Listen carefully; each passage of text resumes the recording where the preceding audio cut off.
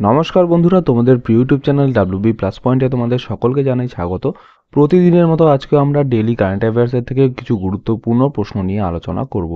প্রশ্নগুলো তোমাদের যে কোনো কম্পিটিটিভ এক্সামের জন্য খুবই ইম্পর্টেন্ট, তো ক্লাসটা প্রথম থেকে শেষ পর্যন্ত মনোযোগ সহকারে দেখো।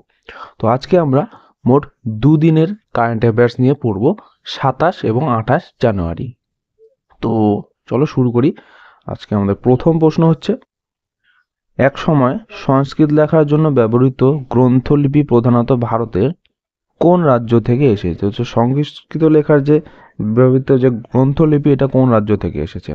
তো অ্যান্সার হয়ে যাবে এখানে অপশন এ, তামিলনাড়ু থেকে।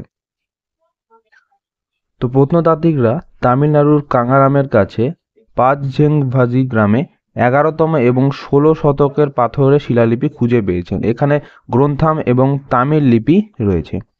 নেক্সট প্রশ্ন, প্রতি বছর জাতীয় ভোটার দিবস কবে পালিত হয়? ভেরি ভেরি ইম্পর্টেন্ট প্রশ্ন।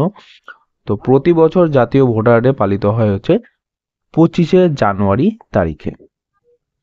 তো ভারতের নির্বাচন কমিশন 14তম ভারতীয় জাতীয় ভোটার দিবস অর্থাৎ ন্যাশনাল ভোটার্স ডে সাথে মিল রেখে 25শে জানুয়ারি 2024-এ তার 75তম বছর চিহ্নিত করেছে। 2011 সাল থেকে নির্বাচনী সচেতনতা বাড়াতে এবং নাগরিকদের অংশগ্রহণে উৎসাহিত করার জন্য প্রতি বছর 25শে জানুয়ারি এনভিডি অর্থাৎ ন্যাশনাল ভোটার্স ডে পালন করা হয়।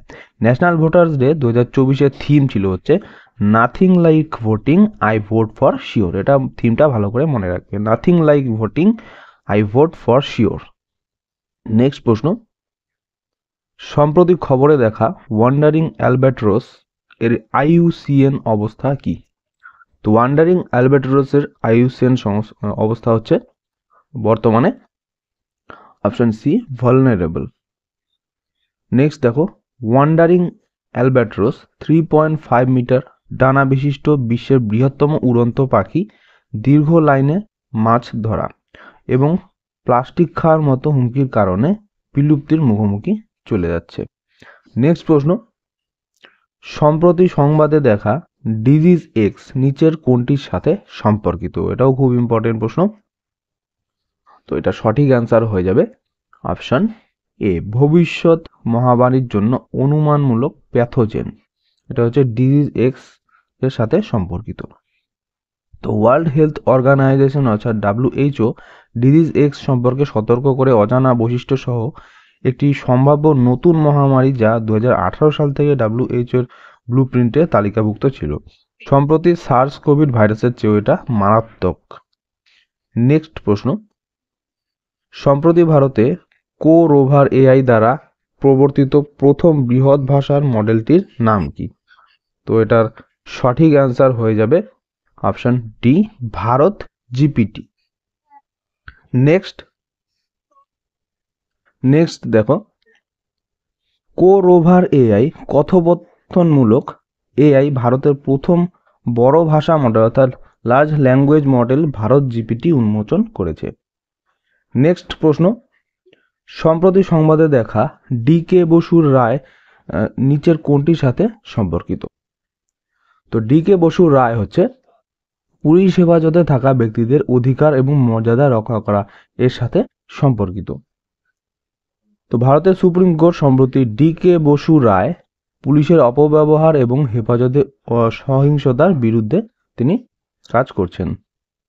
নেক্সট দেখো, ভারতীয় বিমান বাহিনী দ্বারা পরিচালিত এক্সারসাইজ ডেজার্ট নাইট এর অন্য কোন দুটি দেশ অংশগ্রহণ করেছিল? অর্থাৎ ভারত এবং আরও দুটি দেশ এই ডেজার্ট নাইট যে বিমান বাহিনী দ্বারা পরিচালিত হয়েছিল, তো এটা